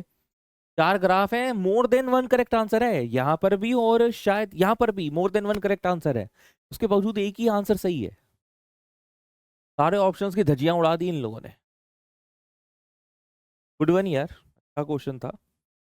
नेक्स्ट क्वेश्चन पे पढ़ते हैं, एडवांस 2022 का लेटेस्ट क्वेश्चन है, ताजा ताजा क्वेश्चन कह रहा है match the rate expression in list 1 and decomposition of x with corresponding profiles provided in the list 2 XS and K are the constants having appropriate list. तो ये जो XS आ रहा है और ये जो K आ रहा है ये कांस्टेंट है, तो रेट कांस्टेंट, रेट का एक रिएक्शन दिया है, रेट लॉ दिया है, rate equal to KX upon XS plus X under all possible initial concentration of X। तो इसका कुछ, तुम कुछ भी ये लाइन को पढ़ के कोई इन्फरेंस निकाल पा रहे हो, मैं तो नहीं निकाल पा रहा, तुम निकाल पा रहे हो तो बताओ। मतलब यहाँ पे कोई भी वैल्यू हो सकती है, कितनी भी वैल्यू हो सकती है, क्योंकि ऑल पॉसिबल वैल्यूज है ना। तो इससे तुम अगर रेट निकालोगे तो जीरो ऑर्डर भी हो सकता है, फर्स्ट ऑर्डर भी हो सकता है, सेकंड ऑर्डर भी हो सकता है, थर्ड ऑर्डर भी हो सकता है। तो ये कहना तो लाजमी नहीं है कि कौन सा ऑर्डर है। और इसके करस्पॉन्डेंस कुछ ग्राफ्स दिए हुए हैं इधर, जैसे ये है। तो कह रहा है कि half life is initial concentration of x. ये वैसे जीरो ऑर्डर में होता है, ठीक है, लेकिन ये जीरो ऑर्डर हमें नहीं दिख रहा है। हो भी सकता है, नहीं भी हो सकता है। ये हो भी सकता है, नहीं भी हो सकता है, मुझे इसका कोई अभी उपाय नहीं है, ठीक है। लेकिन इतना हम लोगों को पता है कि ये जीरो ऑर्डर का कर्व है। आगे बढ़ते हैं। यहां पर देखो कह रहा है half life is independent of initial concentration of x. ये किसके लिए होता है? ये तो कर्व देखकर समझ पा रहे होगे कि फर्स्ट ऑर्डर का है। फिर भी इस पे अब हम कोई भी रिमार्क नहीं दे सकते हैं। कायदे से देखें तो पहले रेट और इनिशियल कंसंट्रेशन कुछ टाइम के लिए कांस्टेंट है, फिर इंक्रीज करता है और फिर कांस्टेंट होता है। यानी कि फर्स्ट है भी है, जीरो भी है, फर्स्ट भी है। इस पे मतलब कर्व देखकर जो एक बच्चे पे जो पहला इंपैक्ट आ रहा होगा वो ये आ रहा होगा। अरे बहुत लंबा क्वेश्चन है यार।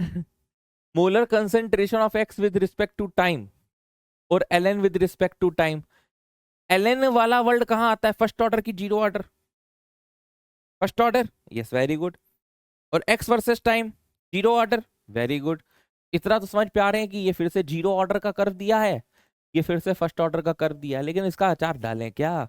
मैच द फॉलोइंग में वन का पी है, टू का क्यू है, थ्री का एस है, फोर का डी है, वन का आर है। अच्छा ऐसे दिया है, जीरो फर्स्ट, फर्स्ट जीरो। चलो अब इस पे कुछ निचोड़ निकालते हैं। Rate is equal to k molar concentration of x upon x plus x, where initial concentration of x are much less than x s. यानी कि एक्सेस की वैल्यू को लेंगे, इस वैल्यू को इग्नोर कर देंगे। तो यहां से आ जाएगा rate is equal to k molar concentration of x. X ignore कर दो क्योंकि बहुत छोटा वैल्यू है, तो नीचे बचेगा एक्स एस। से क्या करें? इससे हमें ये समझ में आ रहा है कि रेट इज इक्वल टू के concentration of x upon access. ये कुछ ग्राफ है क्या ऐसा? होल्ड पे रहो भाई तुम, आगे यहां पर आओ।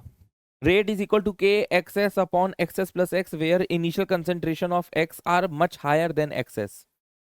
अब concentration of x is very much higher than of excess, तो अगर हम यहां पर पुट करेंगे तो rate is equal to k molar concentration of x.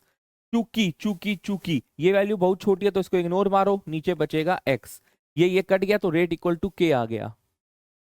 Rate equal to के तभी आता है जब वो जीरो ऑर्डर की रिएक्शन हो, और जीरो ऑर्डर की रिएक्शन यानी कि थर्ड का मैच या तो पी से होगा और या तो एस से होगा। तो थ्री का या तो पी है या तो एस है, पी का या तो पी है या तो एस है। थ्री का यहाँ पे क्यू है, ये ऑप्शन तो नहीं आएगा। टी का यहाँ पे क्यू है, ये आंसर तो नहीं आएगा। टी का यहाँ पे एस है, टी का यहाँ पे एस है, या तो आंसर ए है या तो आंसर डी है।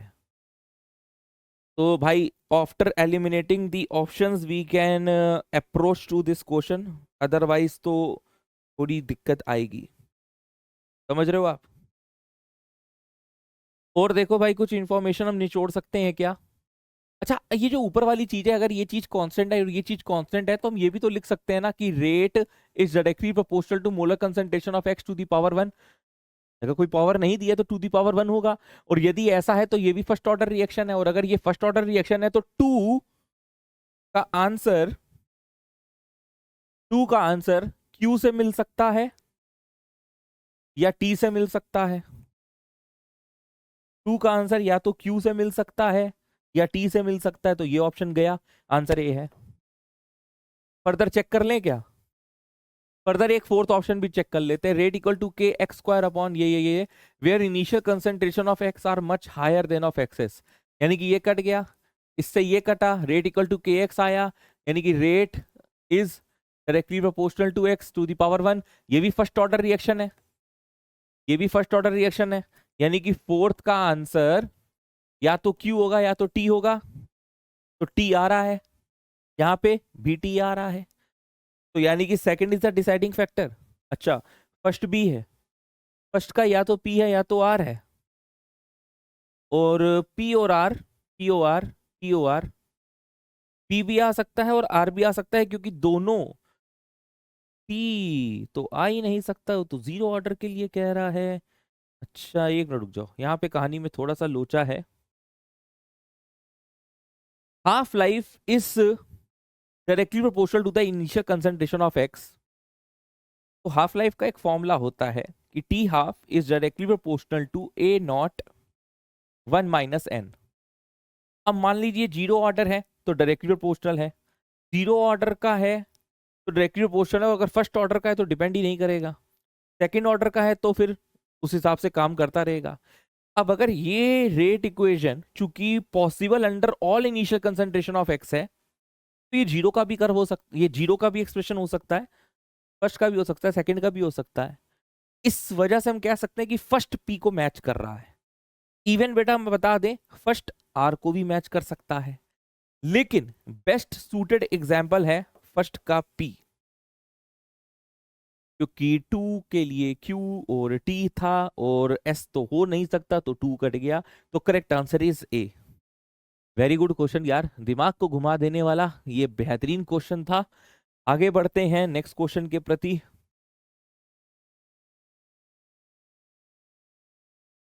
एडवांस 2023 का ये सवाल है बेटा, लेटेस्ट वर्जन आया है। क्वेश्चन क्या कह रहा है? The plot of log kf versus 1/t for a reversible reaction is given, a tends to p। ठीक है, यहाँ पर log kf की वैल्यू ये 9 लिखा है। ठीक है, pre exponential factors for the forward and backward reactions are this, यानी कि आपको प्री एक्सपोनेंशियल फैक्टर a और a, okay, pre exponential factors दिए हुए हैं बैकवर्ड और फॉरवर्ड के। If the value of log k for the reaction at 500 Kelvin is 6, the value of log kb at 250 Kelvin is, करें क्या? log k का formula in terms of Arrhenius equation,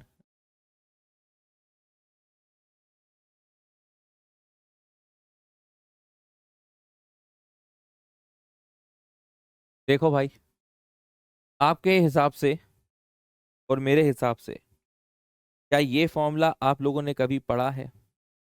minus E a upon, sorry 2.303 नीचे होगा, minus E a upon 2.303 r T.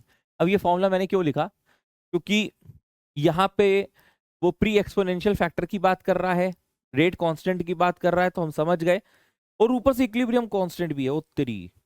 तो equilibrium constant जो होता है ना, इक्विलिब्रियम कांस्टेंट वो होता है फॉरवर्ड अपॉन बैकवर्ड। अब वो कह रहा है the if the value of log k for the reaction at 500 kelvin is 6, okay, तो k equilibrium 10 to the power -6 दिया है, kf की वैल्यू कितनी दी है?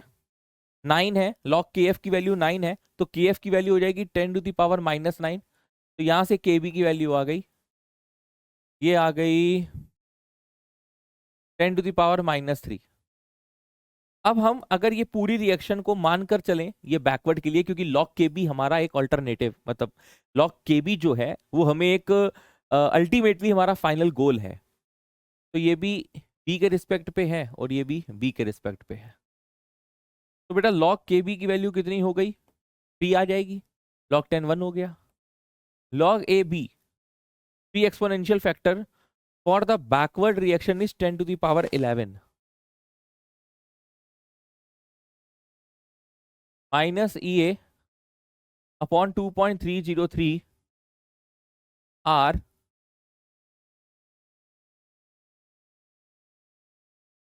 टी का मतलब, टी का मतलब 500 लेना है। क्यों क्यों क्यों क्यों क्यों क्यों? हाँ जी, अब सुनना, ये 3 है, ये 11 है, माइनस ई अपॉन 2.303 आर है, और ये 1/500 है। ये इधर गया, वो उधर गया, वहां पे 8 बचा, तो ये अपॉन 2.303 आर 8 इंटू 500 यानी कि 4000 वैल्यू आई है। अब सुनना मेरी बात, फिर से ये वैल्यू लो, log kb is equal to 3 रखो, ठीक है। नहीं नहीं नहीं नहीं, अब हमें निकालना है जो log kb निकालना है ना, वो जो log kb निकालना है वो 250 केल्विन के लिए निकालना है। अभी जो हमने E अपॉन 2.303 आर की वैल्यू निकाली है ना, वो निकाली है 500 केल्विन पे। अब इसको हम 250 केल्विन पे निकाल लेंगे, क्योंकि ये वैल्यू पूरी पूरी कांस्टेंट रहेगी, चाहे वो तुम E की बात करो, यानी कि एक्टिवेशन एनर्जी आर कांस्टेंट है 2.303 आर, पूरा कांस्टेंट वैल्यू हो गया। तो log kb is equal to log a, फिर से यहां पर बैकवर्ड के लिए बात हो रहा है तो 11 ही रखेंगे, माइनस ई अपॉन 2.303 आर, इसका वैल्यू टोटल है 4000, अपॉन टी जो लेंगे अब 250 लेंगे, ये 25 8, ये आ गया 3। तो log kb की वैल्यू 3 है, क्या ये हमारा करेक्ट आंसर है क्या? बोलो ना बोलो ना बोलो ना, हम सफर हमी को सुन लो ना, कुछ तो गड़बड़ करी हम लोगों ने ना, कैलकुलेशन मिस्टेक हो गई ना।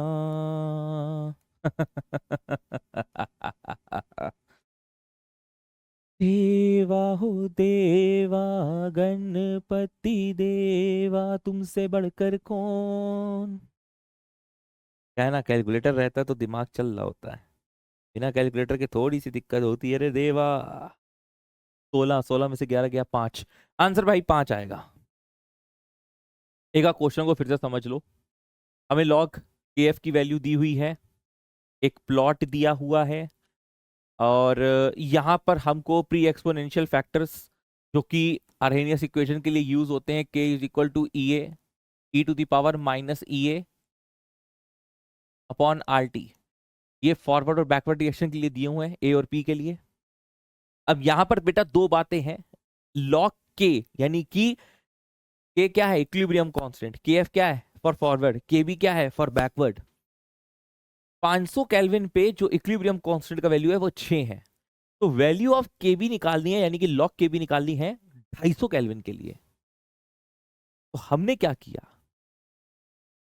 हमने ये किया, हमने नॉर्मल जो रिएक्शन लिखी, मतलब जो फॉर्मूला लिखा, वहां पे 500 टेम्परेचर पे काम किया, और 500 टेम्परेचर पे के में हमने क्या किया, ये अपॉन 2.303 आर का वैल्यू निकाल लिया। देखो 2.303 और आर और ये सारा ही कांस्टेंट टर्म है। अच्छा ये तो हमें पता ही नहीं था ना, ये तो हमें पता ही नहीं था। तो जब आप वो फॉर्मूला नहीं लिखते हो, log k2 upon k1 is equal to minus e upon 2.303 r, फिर ब्रैकेट में 1 upon t1 minus 1 upon t2, ये जो फॉर्मूला लिखते हो दो अलग अलग टेम्परेचर के लिए, दो अलग अलग रेट कांस्टेंट के लिए, तो कुछ इस तरह का ही काम किया है हमने।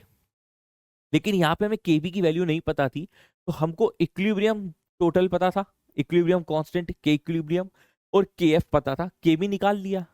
अच्छा हमको लॉग के इक्विलिब्रियम की वैल्यू पता थी, तो बट ऑब्वियस की बात है ना, वो 10 टू द पावर -6 और 10 -9 आ जाएगा। फिर ये केबी का वैल्यू रखा 500 केल्विन पे, और ये वैल्यू निकाला। अब इस वैल्यू को हमने 250 केल्विन के लिए रख दिया सेम फॉर्मूले में। अब यहाँ टीबी क्या है, 250 केल्विन है, हमारा सीधा सीधा आंसर आ गया। चेक कर लो तुम समझ पाए हो कि नहीं।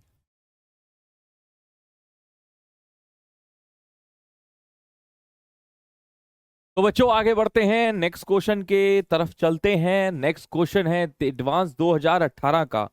अब बेटा इस क्वेश्चन को देखकर मुझे पता नहीं क्यों लगता है, और ऐसे काफी ज्यादा क्वेश्चंस आ चुके हैं एडवांस में जिनका कहीं ना कहीं को रिलेशन लास्ट के 2 या 3 साल पहले से है, और ऐसा जरूर केमिस्ट्री में देखने को मिलता है, वो फिर चाहे कोई भी पोर्शन हो, पीसी ओसी आईओसी। लेकिन लोग कहते हैं कि नहीं एडवांस में जो क्वेश्चन आगे आगे एकदम नया सवाल आता है, हर साल नया सवाल देखने को मिलता है, पीवाईक्यू तो ऐसे ही है।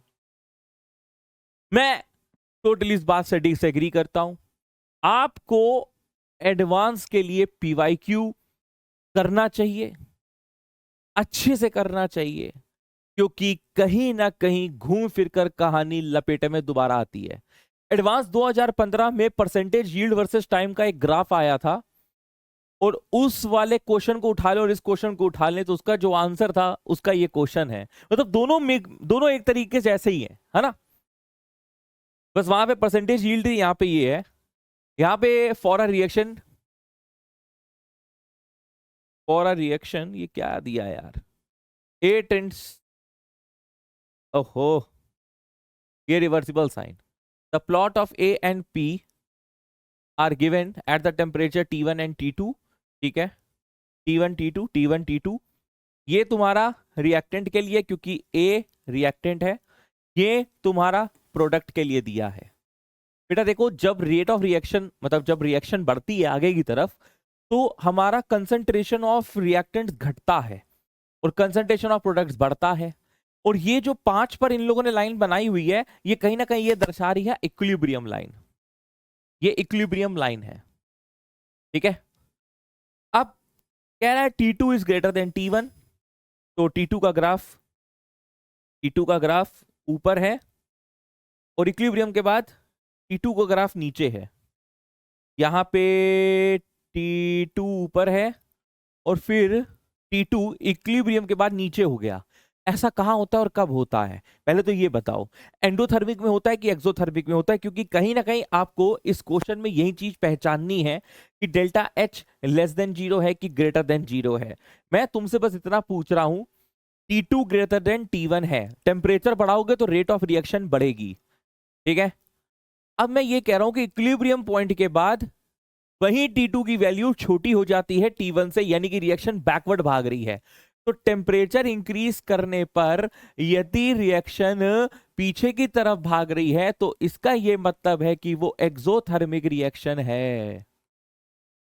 यदि वो एक्सोथर्मिक रिएक्शन है तो डेल्टा H0 लेसर देन 0 है। बेटा यहां से एक बात याद रखना कि जो तुम्हारा के इक्विलिब्रियम है वो क्या आ जाएगा, product upon reactant. Product upon reactant का ये रेशियो ग्रेटर देन 0 है, यानी कि पॉजिटिव है।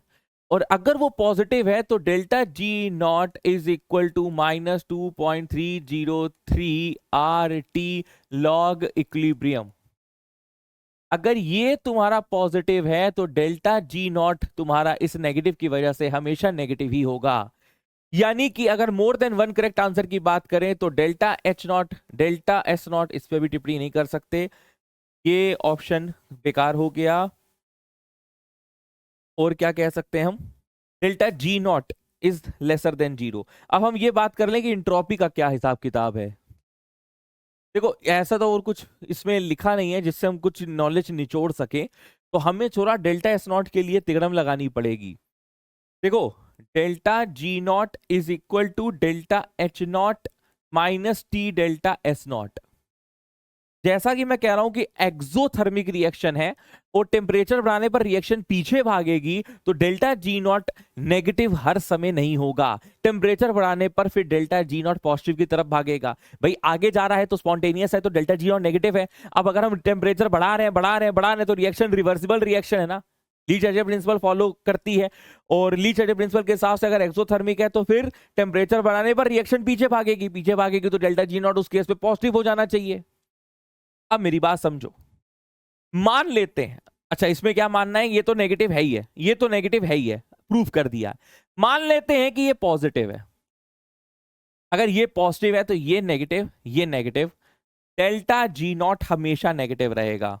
बट ऐसा तो हो नहीं रहा है, क्यों? क्योंकि टेम्परेचर को बढ़ाने पर तुम्हारा डेल्टा G0 पॉजिटिव आएगा, और वो तभी मुमकिन है जब उस डेल्टा S0 को तुम नेगेटिव लेकर चलो, क्योंकि ये नेगेटिव ये T डेल्टा S0 टर्म को पॉजिटिव ले जाएगा। और जब तुम टेम्परेचर बढ़ाओगे तो इसका मैग्नीट्यूड ग्रेटर देन हो जाएगा डेल्टा H0 के, और डेल्टा G0 फिर पॉजिटिव हो जाएगा, जो ये बताएगा कि रिएक्शन पीछे जा रही है। यानी कि delta G0 lesser than 0, greater than 0 वाला यहाँ ऑप्शन है ही नहीं। Delta G not lesser than 0, delta S not lesser than 0, delta S not lesser than 0 और delta H not lesser than 0। More than one correct option है और हमारा answer यहां पर ए और सी हो जाएगा। बेहतरीन क्वेश्चन है बेटा, याद रखना, अच्छा क्वेश्चन आया है और यही क्वेश्चन हमारा परसेंटेज यील्ड पे 2015 में आया था। अब देखो स्टेटमेंट बेस्ड क्वेश्चन है, अरहेनियस इक्वेशन में 2017 में भी आया है और कुछ उसी तरीके का क्वेश्चन 2016 में आ चुका था और ये भी सब more than one correct answers हैं। तो मैं क्या चाह रहा हूं, तुम पहले इसको आराम से देखो, वीडियो को पॉज करके खुद से आंसर देने की कोशिश करो पहले। क्या लगता है बेटा, क्या क्या आंसर मार्क किया आप लोगों ने, डिस्कस करें क्या? देखो इस आंसर को करने से पहले आपको कुछ बातें पता होनी चाहिए। सबसे पहली बात, Arrhenius equation of rate constant versus temperature, K is equal to A E to the power minus EA by RT। फिर जो ये A होता है frequency factor is equal to P into Z, जहां पे ये जेड होता है कॉलिजन फ्रीक्वेंसी,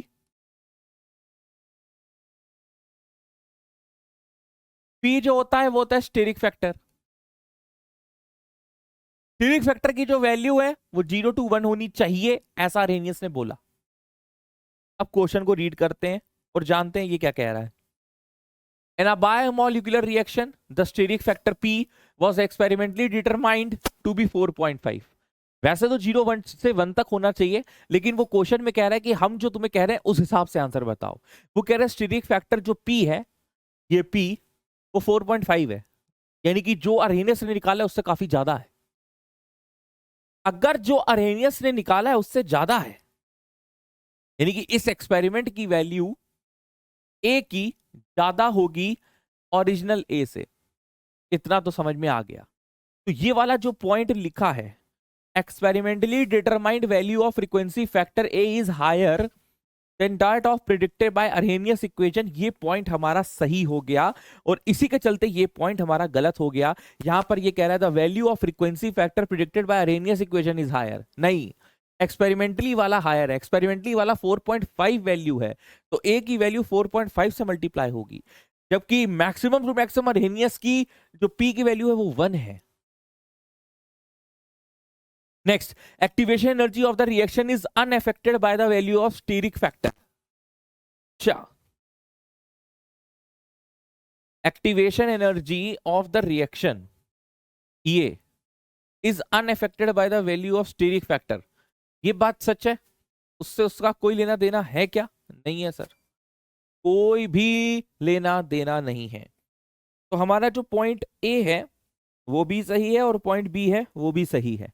नेक्स्ट आते हैं, बस एक ही बचा है क्योंकि डी तो गलत कर ही चुके हैं। Since P equal to 4.5 the reaction will not proceed until an effective catalyst is used. देखो जो तुम्हारा कैटलिस्ट है ना, it enhance the rate of the chemical reaction, उससे तुम्हारा ईए पे प्रभाव पड़ता है।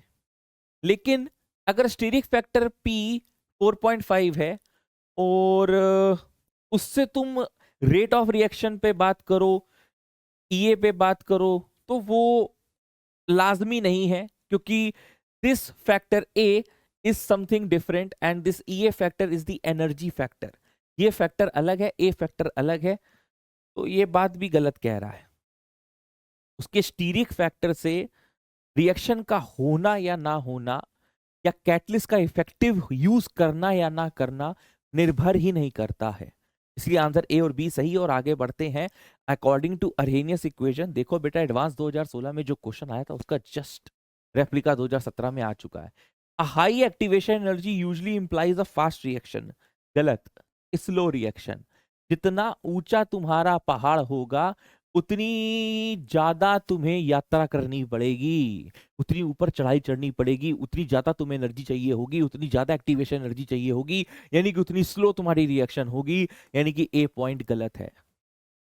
कहना है rate constant increases with the increase in temperature, ये बात बिल्कुल सही है। क्या उसका रीजन सही है क्या? Sir this is due to the greater number of collision, बिल्कुल बात सही है कि यार जब देखो rate of chemical reaction increase करने पर अप्रॉक्स इस तरीके का कुछ ग्राफ पढ़ते हैं हम लोग। जैसे जैसे आप ये टी टेम्परेचर पे है और ये टी प्लस 10 डिग्री टेम्परेचर पे है, हर 10 डिग्री इंक्रीज करने पर the rate of chemical reaction increases या इट बिकम्स ऑलमोस्ट डबल या triple.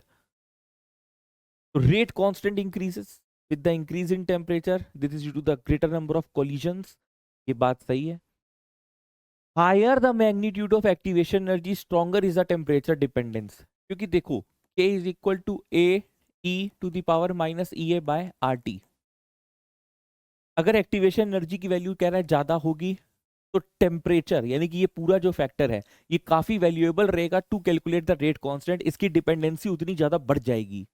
Higher the magnitude of activation energy E A, stronger is the temperature dependence on the rate constant. बिल्कुल सही बात है। कह रहा है द प्री एक्सपोनेंशियल फैक्टर यानी कि a is a measure of the rate at which the collision factor is a measure of their energy.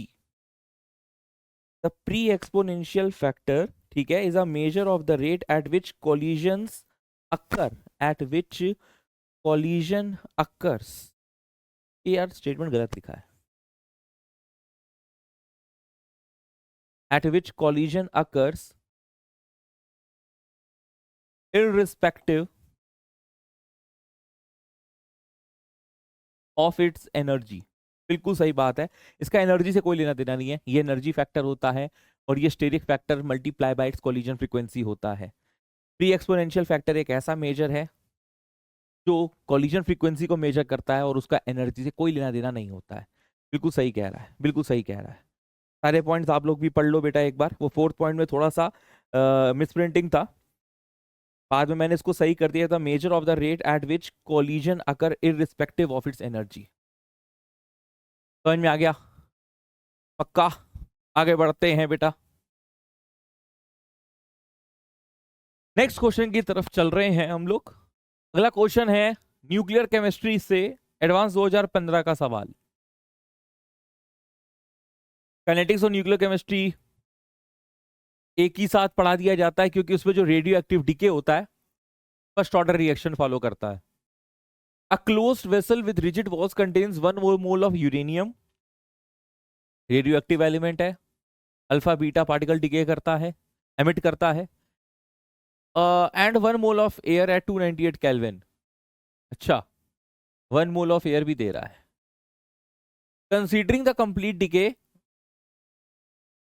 U92 238 converting to lead 82 206, the ratio of the final pressure to the initial pressure। Question को जब आप पढ़ोगे तो हो सकता है आपके दिमाग में ये चीज आए ना, जहां तक मैं आपको पहुंचा रहा हूं। आसान है लेकिन पहुंचना, स्ट्राइक करना, दैट इज समथिंग डिफरेंट। अब ज्यादा ज्यादा बच्चा इसमें क्या सोच सकता है? इसमें वो ये सोच सकता है कि यार 238 से 206 जा रहा है और ये चूंकि अल्फा रेडिएशंस एमिट करते हैं, यहां से यहां तक का जो चेंज आ रहा है वो 32 यूनिट्स का आ रहा है। और जब अल्फा पार्टिकल एमिट होता है, अल्फा पार्टिकल क्या होता है? अल्फा पार्टिकल कुछ नहीं होता, हीलियम न्यूक्लियाई होता है, He24। तो अगर 32 यूनिट का चेंज आ रहा है तो 32/4 का यानी कि 8 हीलियम निकल रहे हैं। ये आप समझो, मोटा मोटा मुद्दे की बात ये है, 8 अल्फा पार्टिकल्स या 8 हीलियम न्यूक्लियाई निकल रहे हैं। अब ये भी एक तरीके की गैस ही है, 1 मोल ऑफ एयर ऑलरेडी थी, 8 हीलियम गैस भी निकल रही हैं, तो जो टोटल मोल्स निकल रहे हैं गैसेस के वो निकल रहे हैं 9 और इनिशियल था 1। अब एक आप लोगों ने आइडियल गैस के बारे में बात कर रहे हैं तो PV इक्वल टू एनआरटी का यूज करते हैं। PV इक्वल टू एनआरटी का यूज करते ही हमको दिमाग में ये आएगा कि ये क्लोज वेसल है विद रिजिड वॉल्स, यानी कि इसका वॉल्यूम बढ़ने से रहा जो कि कांस्टेंट मानकर चल रहे हैं। एट 298 केल्विन की बात कर रहा है शुरू से लेकर अंत तक, तो टेम्परेचर भी कांस्टेंट है, आर कांस्टेंट होता ही है। यहां से हमको ये समझ में आ रहा है कि pressure is directly proportional to number of moles, यानी कि जो हम ये रेशियो निकालना चाहते हैं PF/PI वो डायरेक्टली प्रोपोर्शनल होगा NF/NI के। और फाइनल मोल्स में हमारे पास हीलियम के साथ 1 मोल एयर का भी है, हीलियम के 8 मोल हैं, तो 8 और 1 हो गया 9 और इनिशियल था 1, तो correct answer is 9। 1 mole of air लिया था ना कंटेनर में, और फिर जब यूरेनियम ने डिके चालू किया, अपना कन्वर्जन चालू किया लेड 206 में, तो हमको समझ में आया कि 32 यूनिट का चेंज हुआ और 8 हीलियम न्यूक्लियाई निकले आए। अब 8 हीलियम का मतलब है 8 मोल्स ऑफ हीलियम गैस, और 1 मोल ऑफ एयर ऑलरेडी थी, तो टोटल 9 हो गई फाइनल में, इनिशियली 1, तो 9:1 का आंसर आ गया। रेशियो पूछ रहा है, 9:1 है। नेक्स्ट क्वेश्चन है जे एडवांस 2019 का, फिर से न्यूक्लियर केमिस्ट्री पर सवाल है, और फिर से आपको क्या बताना है कि x1 x2 x3 x4 particles emitted क्या है। अल्फा पार्टिकल है, बीटा पार्टिकल है, गामा पार्टिकल है, क्या है। चलो, U38 से 234, अगर 4 का डिफरेंस आ रहा है एटॉमिक मास में और 2 का फर्क आ रहा है एटॉमिक नंबर पे, तो वो होता है अल्फा पार्टिकल। क्यों? क्योंकि it is a helium, helium means He2 और एटॉमिक मास 4, तो ये अल्फा पार्टिकल है। x1 is alpha, x1 is alpha. x2 क्या है? एटॉमिक नंबर पे सिर्फ 1 का चेंज आ रहा है, यानी कि 1 का इंक्रीमेंट हो रहा है, और एटॉमिक मास में नहीं हो रहा है, यानी कि ये है बीटा।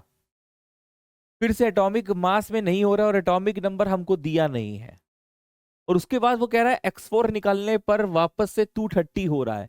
देखो, हम मान लेते हैं, सपोज कर लेते हैं कि ये x2 जब निकला तो 92 हो गया।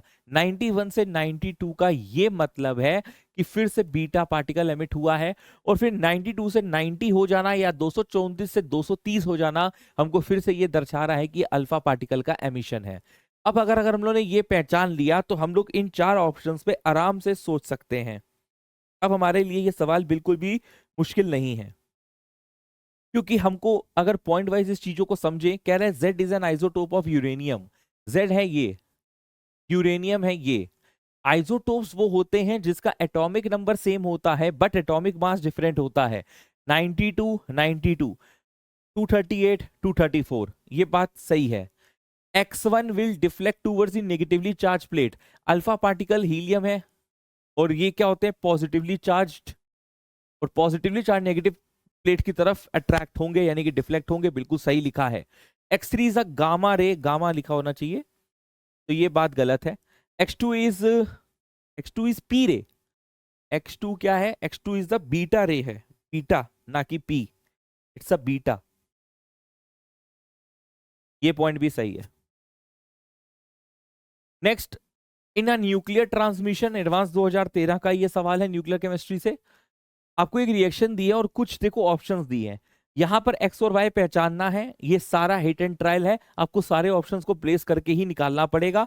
आपको इस पे ये नॉलेज चेक कर रहा है कि जब आप गामा यूज करते हो तो आप किस में चेंज लाते हो, क्या चार्ज में चेंज लाते हो, एटॉमिक मास में चेंज लाते हो, एटॉमिक नंबर पे चेंज लाते हो।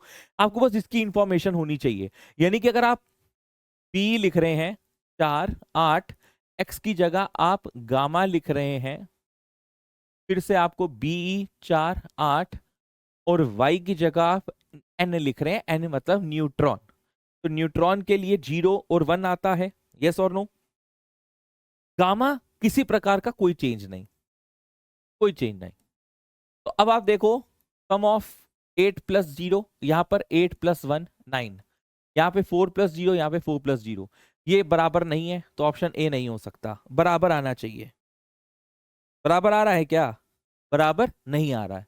एक मिनट, ये 9 लिखा है, okay, sorry sorry sorry sorry, तो 9 प्लस 9 बराबर आ रहा है, तो ऑप्शन ए होगा, ऑप्शन ए होगा। Sorry sorry sorry sorry. अब अगर हम फिर से ये इक्वेशन लिखते हैं कि बीई 4 9 प्लस, इसकी जगह पी लेते हैं, फिर बीई 4 8, और इसकी जगह हम ड्यूटेरियम लेते हैं टी। तो ड्यूटेरियम के लिए नीचे 1 आएगा और ऊपर 2 आएगा। यस और नो? प्रोटॉन के लिए दोनों चीजें 1 1 है। अब ये 9 और 1 10 हो गया, 8 और 2 10 हो गया, 4 प्लस 1 5 हो गया, 4 प्लस 1 5 हो गया, तो ये ऑप्शन भी ले सकते हैं। बोलो, फिर NOD ले लें तो, यानी कि बी 4 9 0 1, बी 4 8, डी 1 2, 8 और 2 10, 9 और 1 10, 4 और 1 0, 5, ये मैच नहीं कर रहा है, ये 4 आ रहा है, ये 5 आ रहा है, ये मैच नहीं कर रहा है, ये ऑप्शन नहीं ले सकते। नेक्स्ट पी 4 नो, गामा पे तो कोई चेंज नहीं है, पी में 1 1 हो गया, 9 9 0, 4 + 4 4, 4 + 1 5, ये भी नहीं है। नेक्स्ट लास्ट क्वेश्चन है 2020 का, और ये आपके लिए है होमवर्क। ठीक है, आसान रहेगा करना सॉल्व। तो बेटा आज के लिए इतना ही करते हैं, नेक्स्ट लेक्चर में मिलते हैं सेम इसी जोश और उत्साह के साथ, लिक्विड सॉल्यूशंस टॉपिक और साथ में कुछ सवाल होंगे सरफेस केमिस्ट्री के। Till then tata bye bye, take care, stay motivated and all the best.